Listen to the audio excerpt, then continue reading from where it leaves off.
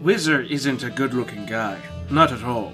Some may say he is the embodiment of what fugly looks like. Though, it is such mystery how an unfuckable little man is able to rope in a total of 4 marriages, some deemed unconstitutional. Did that stop him? Unfortunately, no.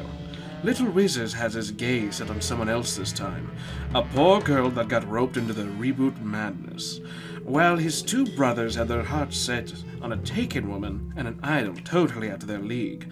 Whizzer was confident enough to think that he had a shot at sweeping this lagomorph off her feet. He made his way through the set, going towards his victim. His brothers noticed him beginning his steps to shoot his shot.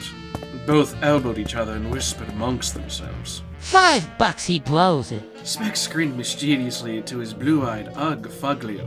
But I don't have any money. Peepers whined obnoxiously, luckily not gaining Whizz's attention. The curly-haired 30-something-year-old stopped nervously in front of his unrequited love. Tom felt his presence and looked around nervously, before looking down to him. He reeked of curdled piss and old man sweat, which made the girl crinkle her nose in slight disgust as the unfavorable scent wafted into her face. Yes? She began, holding herself as if bracing for whatever is to come. Whizzer cleared his throat and looked up to her with big eyes. He spoke confidently, voice dominating the air. Make way for number 1, because I have big feelings for you. Tom's expression shifted, but not in the way he expected. She looked uncomfortable, stepping back as she dotted eyes away from him. Everyone was looking at the 2, and no one was saying a thing. Whizzer continued to stare at her, expecting something to come out of her. He had successfully trapped her into a corner which she couldn't escape from, what felt like forever. She finally responded. Oh. Oh. Just oh. Whizzer's big smile quaked and his legs buckled softly.